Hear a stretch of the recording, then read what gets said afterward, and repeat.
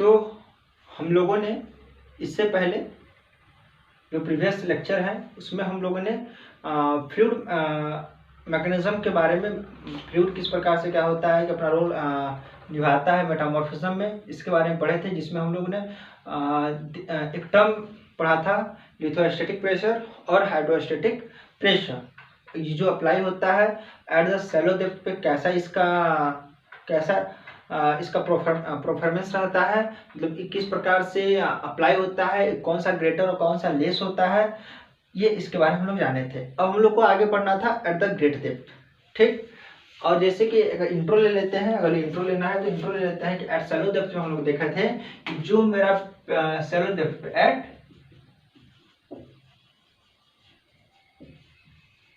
Eight shallow depth में हम लोगों ने देखा था कि जो P लिथोस्टैटिक प्रेशर वो ग्रेटर देन है प्रेशर ऑफ P किसका, हाइड्रो मतलब फ्लूइड, ठीक, फ्लूइड का।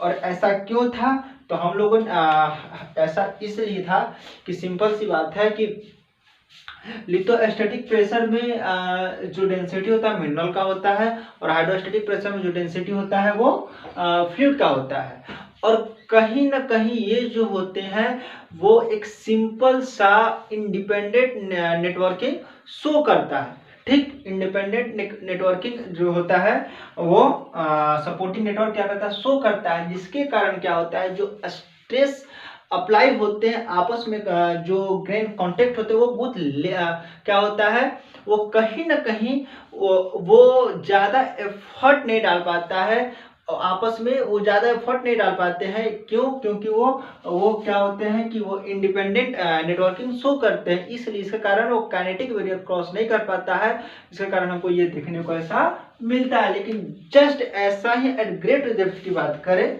ठीक, at great depth, at depth greater than about 10 kilometre, अगर हम ग्रेटर 10 किलोमीटर की हम बात कर रहे हैं तो यहाँ पर जो हमको प्रेशर देखने को मिलता है P लिथोस्टैटिक प्रेशर, वो कहीं ना कहीं अपने आप को बराबर कर लेता है वो P फ्लूइड के। अब ये मैकेनिज्म कैसे होता है, क्या होता है, इसको हम क्या करते हैं, जानते हैं, ठीक। अब जैसे देखिए, और यहाँ पे ये मैकेनिज्म इसलिए यहाँ पे होता है कि जो लिथोस्टैटिक प्रेशर वो ज्यादा था प्रेशर ऑफ फ्लूइड के, वो कहीं ना कहीं लिथोस्टैटिक प्रेशर बराबर हो जाता है फ्लूइड के। इसका मतलब यहाँ पे जो हम लोग ने इंडिपेंडेंट नेटवर्किंग सपोर्टिंग नेटवर्क हम लोग देखे थे, यह कहीं ना कहीं यहाँ पे अप्लाई नहीं होता है। मतलब यहाँ पे जो होता है मिनरल जो होते हैं, mineral can't maintaining an independent supporting network. जो इंडिपेंडेंट सपोर्टिंग नेटवर्क है वो कहीं ना कहीं यहाँ पर वो मेंटेन नहीं हो पाता है। कैसे, तो ये जानते हैं। देखिए एट ग्रेट डेप्थ क्या होता है कि जो मिनरल होते हैं आपस में कांटेक्ट पे होते हैं, मिनरल्स आपस में क्या है, कांटेक्ट पे है, ठीक। अच्छा, मिनरल्स आपस में कांटेक्ट है, और the stress may be much higher than its pore. अब देखिए जो स्ट्रेस यहाँ लग रहा है, जो स्ट्रेस यहाँ लग रहा है, जो स्ट्रेस यहाँ लग रहा है, जो स्ट्रेस यहाँ लग रहा है, वो हायर है एज कंपेयर टू ये जो पोर है, ये क्या है, ये पोर है। जो स्ट्रेस इस कांटेक्ट के बीच में जो लग रहा है वो कहीं ना कहीं हायर है एज कंपेयर टू द पोर। मतलब स्ट्रेस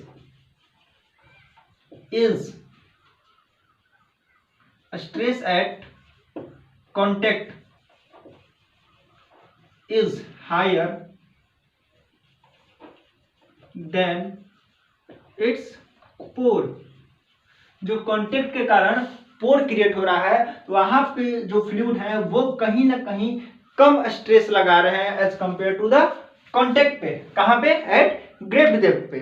ठीक, जिसके कारण क्या हो रहा है कि यह ज्यादा से ज्यादा स्ट्रेस क्या कर रहा है, क्रिएट कर रहा है, जिसके कारण यहाँ पर एक एक क्या है, फ्री एनर्जी क्रिएट हो रहा है। और वह फ्री एनर्जी क्रिएट होने के कारण यह जो स्ट्रेस है वो शिफ्ट करने लग रहा है पोर की ओर। जो स्ट्रेस है वो क्या कर रहा है, शिफ्ट करने लग रहा है पोर की ओर, जिसके कारण जहां पर कांटेक्ट है, जो मिनरल आपस में कांटेक्ट है, वो कहीं ना कहीं अपने आप को क्या कर रहे हैं, इरोड करने लग रहे हैं, और पार्टिकल इरोड कर रहे हैं, और कहीं ना कहीं जो पार्टिकल यहाँ पे है वो प्रिसिपिटेट हो रहा है टुवर्ड्स द पोर की ओर।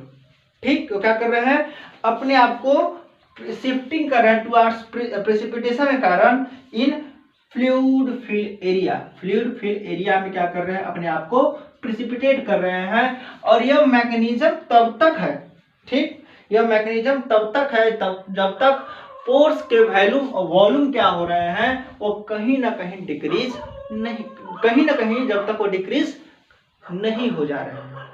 मतलब जो इनिशियल पोर का जो वॉल्यूम था वो वॉल्यूम वो डिक्रीज हो रहा है ड्यू टू प्रेसिपिटेशन के कारण। जो मिनरल है वो क्या कर रहे हैं, टुवर्ड्स शिफ्ट हो रहे हैं प्रेसिपिटेशन के प्रोसेस के कारण, वो पोर की ओर, उसके कारण क्या, पोर का वॉल्यूम क्या डिक्रीज कर रहा है। और जब ये मैकेनिज्म ये पूरा इक्विलिब्रियम मेंटेनेंस कर रहा है तो यह मैकेनिज्म रुक भी जा रहा है, और यह पी लिथोस्टैटिक प्रेशर बराबर पी फ्लूइड के प्रेशर को मिल रहा है। यहाँ पर सिंपल सी बात यहाँ पे यह समझाने का था कि at great depth about 10 kilometre हमको यह देखने को मिलता है। ऐसा क्यों होता है? क्योंकि यहाँ पे जो होता है वो इंडिपेंडेंट सपोर्टिंग नेटवर्क हमको देखने को नहीं मिलता है। मतलब मिनरल जो होते हैं वो कहीं ना कहीं इंडिपेंडेंट सपोर्टिंग नेटवर्क जो होते हैं, आपस में जो सपोर्टिंग नेटवर्क बैलेंस करके रखे थे एट द शैलो डेप्थ, वो कहीं ना कहीं वो फेल हो जा रहा है, यहाँ पे मेंटेन नहीं कर पा रहे। इसके कारण क्या हो रहा है, जो कांटेक्ट पे जो स्ट्रेस क्रिएट हो रहा है वो बहुत ज्यादा हो जा रहा है एज कंपेयर टू पोर के। और जैसे स्ट्रेस क्रिएट होगा तो कहीं ना कहीं वो रिलीज होना चाहेगा, जिसका कारण जो फ्री काइनेटिक बैरियर होता है, जो फ्री एनर्जी उसमें जो आ रहा है, वो कहीं ना कहीं इस स्ट्रेस को रिलीज करने का काम करवा रहा है, जिसके कारण जो मिनरल हो रहे हैं वो शिफ्ट कर रहे हैं टुवर्ड्स द पोर की ओर by the process of precipitation. जिसके कारण जो प्रेसिपिटेशन हो रहा है तो मिनरल जो है वो शिफ्ट करेंगे, टूट के अंदर की ओर आना चाहेंगे। ठीक, और ये आना चाहेंगे तो क्या हो जाएगा, वॉल्यूम कहीं ना कहीं भर जाएगा।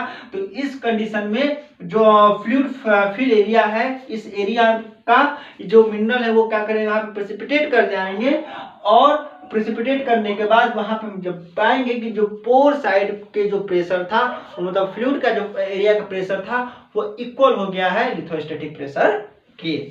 ठीक, यही मैकेनिज्म यहाँ पे हमको देखने को मिलता है। अच्छा, अब होता है एक टर्म, ये था मेरा शैलो डेप्थ का मैकेनिज्म, ये था ग्रेट डेप्थ का मैकेनिज्म, और किस प्रकार से यहाँ पे हमको ये सब देखने को मिलता है। अच्छा, अब एक टर्म और आता है प्रेशर सॉल्यूशन।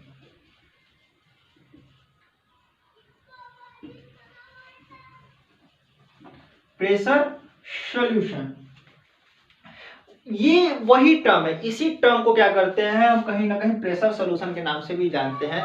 इसमें भी क्या होता है, वही कॉन्सेप्ट यूज होता है। इसमें कहा जाता है कि जो फ्री एनर्जी ऑफ मिनरल होता है, ठीक है ना, stress mutual contact is higher than its adjacent pore spaces. मतलब जो सिंपल है, जो फ्री एनर्जी यहाँ पे जो मिनरल का है, वो क्या हो रहा है कि जो फ्री एनर्जी मिनरल का, जिसको स्ट्रेस का नाम दिया जा रहा है, वो कांटेक्ट पे हायर है as compare to its adjacent pore के। ठीक, अगर यहाँ पे मैंने मिनरल लाया तो इसका एडजेसेंट पोर हो गया, तो इसका क्या हो जाएंगे, या कहीं ना कहीं इसका जो एनर्जी है या स्ट्रेस है वो हायर है, जिसके कारण क्या है, ओवरऑल एनर्जी जो सिस्टम का हो रहा है वो क्या कर रहा है, लोअर होना चाह रहा है ठीक है ना, ओवरऑल क्या इक्विलिब्रियम मेंटेन करेगा। इक्विलिब्रियम हायर हो चुका है, एक और लोअर हो चुका है, तो कहीं ना कहीं क्या होगा, इक्विलिब्रियम मेंटेन करना चाहेगा।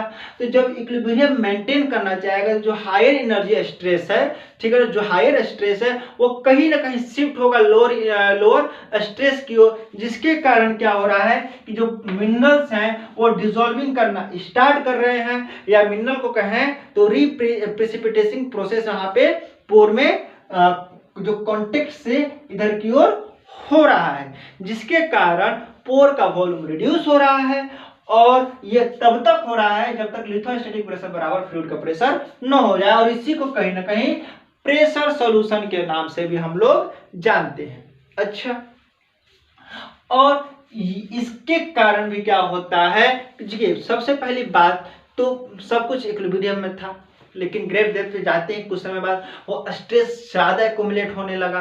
स्ट्रेस ज़्यादा एक्यूमुलेट होने लगा तो पोर के कंपेयर में उसके जो कांटेक्ट है, ग्रेन की जो कांटेक्ट है, उनका स्ट्रेस हायर होने लगा। तो कहीं ना कहीं इक्विलिब्रियम क्या हो गया, मेंटेन जो था वो डिस्ट्रॉय हो गया, वो डिसइक्विलिब्रियम में आ गया। डिसइक्विलिब्रियम में आने के कारण, अनइक्विलिब्रियम में आने के कारण वो कहीं ना कहीं अपने आप को फिर से इक्विलिब्रियम में लाने की कोशिश कर रहा होगा। जब इक्विलिब्रियम लाने की कोशिश कर रहा होगा तो जो स्ट्रेस है वो हायर से लोअर की ओर शिफ्ट करेगा, इसके कारण मिनरल जो है शिफ्ट हायर से लोअर शिफ्ट करेगा। कहने का मतलब है कि यहाँ प्रेसिपिटेशन हो रहा है, मिनरल क्या कर रहा है, प्रेसिपिटेट हो रहा है, वहां से वहां के जो मिनरल वहां पे टूट रहे हैं, घुल रहे हैं, और यहाँ पे जाके रीप्रेसिपिटेशन यहाँ पे हो रहा है। ठीक है, यहाँ से क्या हो रहा है, ट्रांसपोर्टेशन, यहाँ पे टूट रहा है ये मिनरल, और ये घुलने के बाद उस फ्लूइड में फिर रीप्रेसिपिटेशन यहाँ पे हो रहा है। मतलब सिंपल सा है, आगे टूटे, मतलब टूटे का मतलब वहां पे ये है कि मिनरल क्या होगी, इस वाटर फ्लूइड के साथ घुले और फिर इस पोर स्पेस में जाकर उनका रिप्रेसिपिटेशन हुआ। ठीक, तो ये कहीं ना कहीं डिफॉर्मेशन को भी दिखाता है। तो इसका मतलब, और ऐसा नहीं है कि सिर्फ प्रेशर सॉल्यूशन पे ही यह डिपेंड करता है, कहीं ना कहीं डिफॉर्मेशन और जो प्रेशर सॉल्यूशन है, ठीक, ये कहीं ना कहीं इस मैकेनिज्म पे डिपेंड करता है। अच्छा, इसका मतलब ये हुआ कि जो हमारा इसके कारण जो डिफॉर्मेशन हो रहा है, डिफॉर्मेशन या हम कहें और एक टर्म प्रेशर सॉल्यूशन,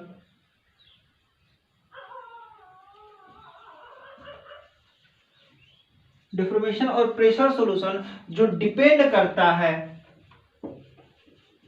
मतलब जो डिपेंड कर रहा है, जो प्रेशर सॉल्यूशन क्रिएट हो रहा है या जो डिफॉर्मेशन क्रिएट हो रहा है, वो डिपेंड कर रहा है किस पे, मतलब वो डिपेंड करता है कि ना कि मिनरल कैसे है, वो क्या कर रहा है कि जल्दी डिसॉल्व करने वाले मिनरल है, मतलब फ्लूइड में जल्दी डिसॉल्व करके प्रेसिपिटेट करने वाले मिनरल है कि वो डिसॉल्विंग में टाइम लेता है, या स्ट्रेस को ज्यादा देर तक एक्युमुलेट करने की उसके पास क्षमता है।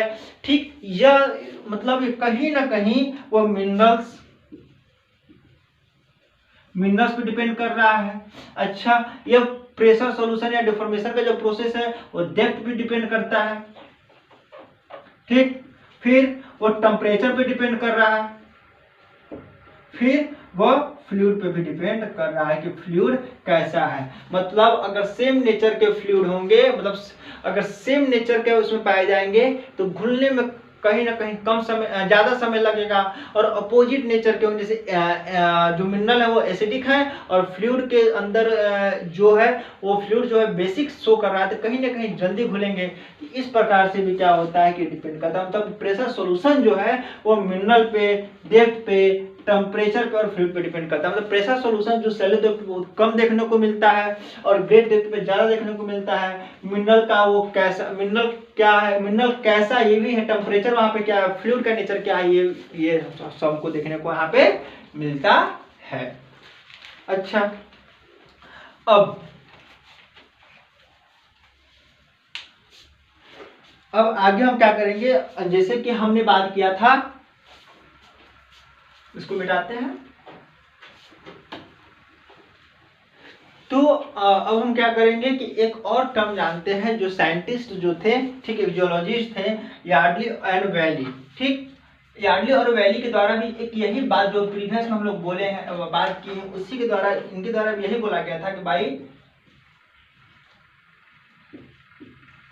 एंड वैली, ये कब 1997 में। ठीक, उन्होंने बोला था कि in stable continental lower crust, ठीक, इन स्टेबल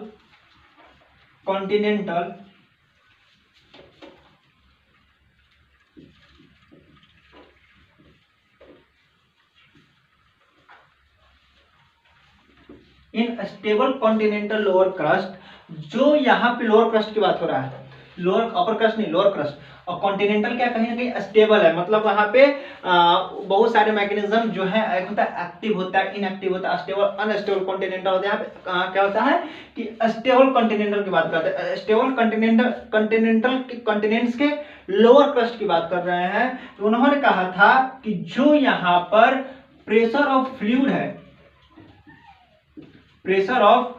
है वह लेस देन है, क्या है, लेस देन, क्या है वो, लेस देन है, किस में, मैग्नीट्यूड में, less then in magnitude in less then in magnitude 1 to 3 order, किससे, द प्रेशर ऑफ लिथोस्टैटिक, मतलब लिथोस्टैटिक प्रेशर के कंपेयर में जो फ्लूइड प्रेशर है वो कहीं ना कहीं 1 से लेके 3 ऑर्डर तक उसका मैग्नीट्यूड जो है वो कम देखने को मिलता है at the stable continental lower crust पे। इनके द्वारा भी वही बात कहीं ना कहीं समझाने की बात कही गई थी कि ऐसे ऐसे मैकेनिज्म होते हैं, और ग्रेट डेप्थ जाते हैं तो कहीं ना कहीं वही चीज को मेंटेन करने के लिए वो लिथोस्टैटिक प्रेशर और फ्लूइड प्रेशर क्या करता है, वो अपने आप को मेंटेन करता है, बराबर होते हैं, अन्यथा ऐसे हमको ये चीज देखने को मिलता है। अच्छा, अब एक टर्म हमने जैसे बात की थी, हम बार बार कर रहे थे कि इंट्राग्रेनुलर इंटरग्रेनुलर, तो इंट्राग्रेनुलर जो हम बात कर रहे थे वही जो पोर स्पेसेस जो वहाँ पे हमको देखने को मिल रहे थे। तो इंट्राग्रेनुलर मेटामॉर्फिक फ्लूइड में क्या होता है इसकी हम बात करते हैं। ठीक, intergranular metamorphic fluid, intergranular metamorphic fluid में क्या क्या होता है, डोमिनेंट क्या होते हैं, तो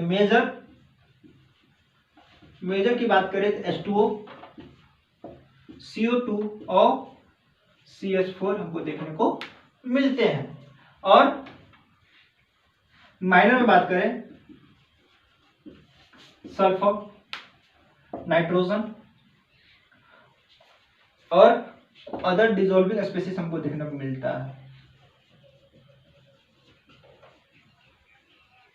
ठीक है, डिसॉल्विंग स्पीशीज मिलेंगे, जैसे डिसॉल्विंग स्पीशीज की बात करें तो जैसे मेरा अल्कली या हैलाइड, अल्कली का है तो जिसका जो पीएच है वो ग्रेटर देन होता है 7.0 का मतलब क्या है, ये बेसिक इन नेचर है, क्या होता है, बेसिक इन नेचर होता है। ठीक, ये होते हैं इसके अंदर फ्लूइड के अंदर देखने को मिलता है। इसका मतलब कहीं ना कहीं ये इंटरग्रेनुलर मेटामॉर्फिक फ्लूइड है। अच्छा, अब यही से टर्म क्रिएट होता है, लाइट आ रही है, हाँ ठीक, यहीं से एक टर्म क्रिएट होता है मेटासोमैटिज्म।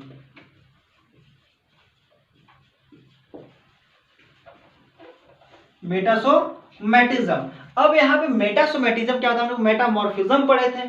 ठीक ठीक है, मेटामॉर्फिज्म पढ़े थे, तो यहाँ पे मेटासोमैटिज्म क्या होता है, जब मेटामॉर्फिज्म में चेंज इन प्रेशर या चेंज इन टेम्परेचर के कारण क्या होता है, जो चेंजेज आ रहे थे उसको मेटामॉर्फिक के टर्म में, ठीक है ना, रख रहे थे। लेकिन मेटासोमैटिज्म जो होता है, जो चेंजेस हमको देखने को मिल रहे हैं ड्यू टू केमिकल कंपोजिशन के कारण हमको जो चेंजेस देखने को मिलते हैं प्री एग्जिस्टिंग रॉक में, जो चेंजेस देखने को मिल रहे हैं ड्यू टू केमिकल कंपोजिशन के कारण जो हमको चेंजेस देखने को मिल रहा है इन सॉलिड स्टेट, इसको मेटासोमैटिज्म का नाम देते हैं। मतलब इसमें कहीं ना कहीं जो चेंजेस हो रहा है, जो मेटामॉर्फिक प्रोसेस हो रहा है, वो फ्लूइड ट्रांसपोर्टेशन के कारण हो रहा है, फ्लूइड यहाँ पे ट्रांसपोर्ट का काम कर रहा है, या तो फ्लूइड को कहें या तो इंट्राग्रेनुलर फ्लूइड, मतलब ये क्या कर रहे हैं, वो मेटामॉर्फिक प्रोसेस काम करवाने का कर रहे हैं। मतलब मेटासोमेटिज्म को वो कहते हैं कि such metamorphic process which occur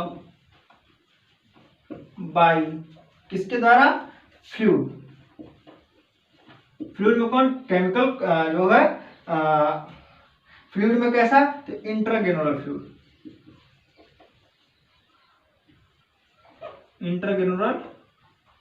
fluid या और यहाँ मतलब ट्रांसपोर्ट मतलब एजेंट कौन है, तो ये क्या है, फ्लूइड है। और इसमें जो चेंजेस देखने को मिलता है, मतलब यहाँ पे केमिकल चेंज कहीं ना कहीं होता है, मतलब जो चेंजेस होगा क्या होगा, केमिकल चेंज हमको देखने को यहाँ पे मिलेगा मेटासोमेटिज्म में। मतलब जब हम मेटामॉर्फिक जो प्रोसेस हो रहा है उसमें जो चेंज हो रहा है क्योंकि फ्लूइड के कारण हो रहा है, तो उसको एक स्पेशल नाम मेटासोमेटिज्म का नाम हम देते हैं।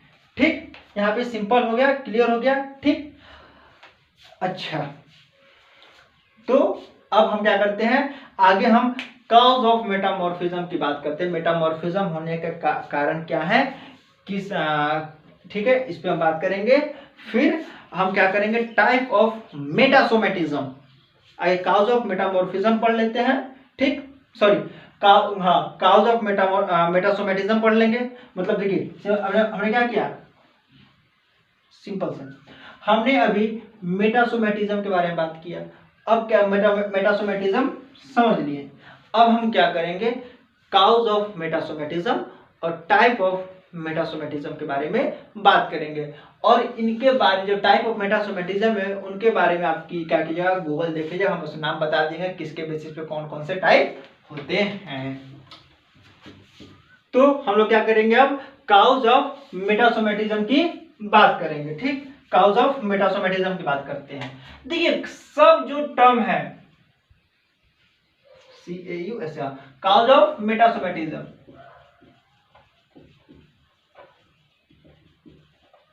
ये जितने भी टर्म है वो कहीं ना कहीं आपस में एक ही चीज को डिफाइन करना चाहता है, कॉज ऑफ मेटासोमेटिज्म। तो ये भी कहीं ना कहीं प्रेशर सॉल्यूशन से ही रिलेटेड है। ठीक, अब जिस वे में उसको समझना चाहे, इसमें भी यही बताता है कि ऐसा इन्वायरमेंट क्रिएट हो जिसमें एक ऐसा इन्वायरमेंट क्रिएट हो जिसमें एक मास का ट्रांसफर हो। ठीक, मास का ट्रांसफर हो from the volume of the metamorphic rock.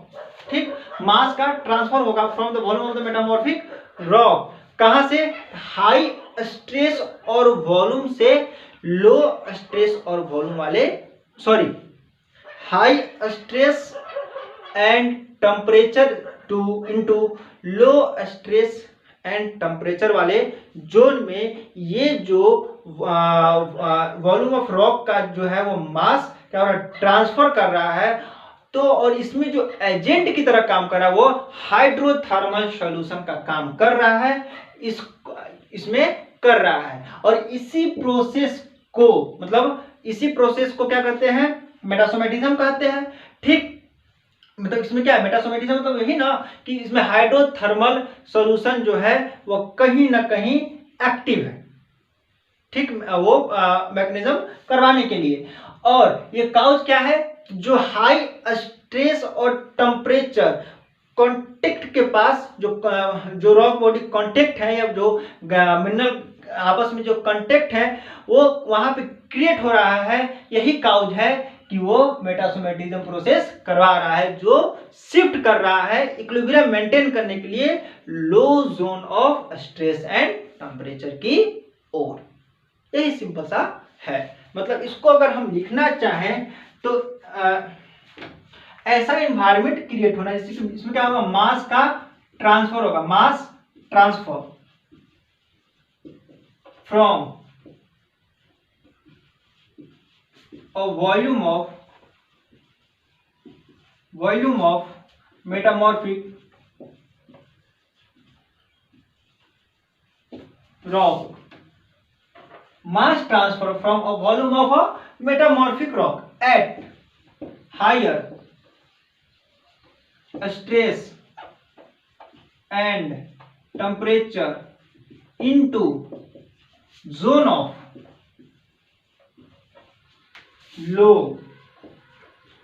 Lower stress and temperature.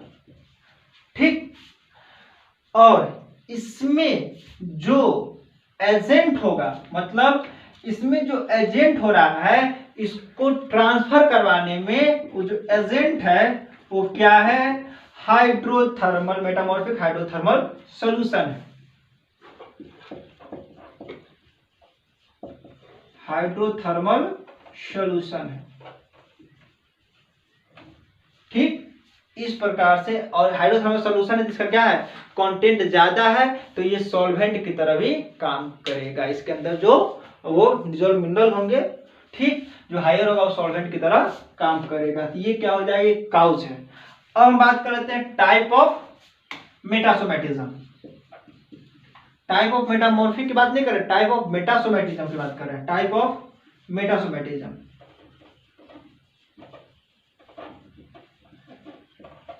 Type of metasomatism on the basis, इसको अलग अलग बेसिस पर हम क्या करते हैं? क्लासिफाई करते हैं। तो on the basis of process, पहला ऑन द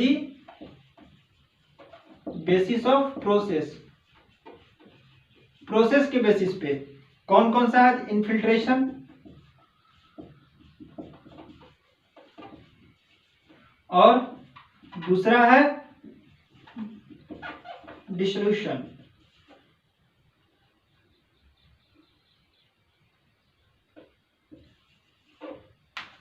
सॉरी, इनफिल्ट्रेशन और डिफ्यूजनल, ये दो हैं on the basis of process पे हम क्या करते हैं? टाइप ऑफ मेटासोमेटिज्म को on the basis of process के बेसिस पे हम इनफिल्ट्रेशन और डिसोल्यूशन का नाम देते हैं। और आगे भी है जिसको हम लोगों ने कहीं ना कहीं गूगल करके आप सर्च करके पढ़ लीजिएगा, जो ऑन द बेसिस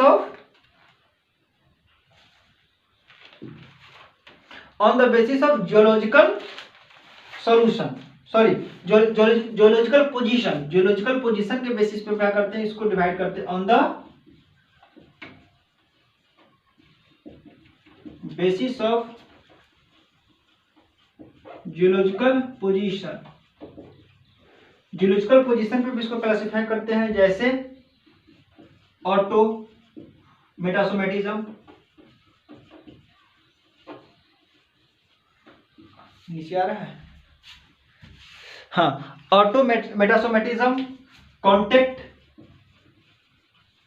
मेटासोमेटिज्म, फिर बाउंड्री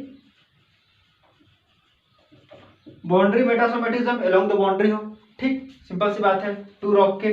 और फिर बाई मेटासोमेटिज्म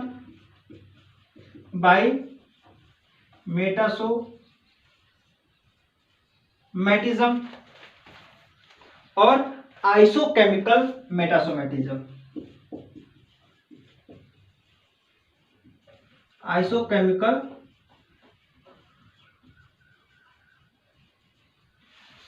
मेटासोमेटिज्म। अगर आपको इसके बारे में डिटेल जानना है तो आप उसको कहीं कहीं बुक से, जेडी विंटर, या आप गूगल से सर्च करके एक एक टॉपिक को देख सकते हैं, जान सकते हैं। और यहाँ पे क्या किया हमने इससे पहले और अब तक के जो लेक्चर हैं, इंट्रोडक्शन, एजेंट, लिमिट, एजेंट में आपको टेम्परेचर, प्रेशर, स्ट्रेस के जो भी पॉसिबल टाइप्स थे वो, फिर आपको नेचर ऑफ फ्लूइड में जितने भी टर्म, प्रेशर सॉल्यूशन क्या है, कैसे मैकेनिज्म है कि लो डेप्थ पे क्या होता है, हाई डेप्थ पे क्या होता है, फिर मेटासोमेटिज्म क्या है, मेटासोमेटिज्म का काउज क्या है, मेटासोमेटिज्म का टाइप क्या है, इसके बारे में हम लोगों ने जाना, अच्छे से समझा।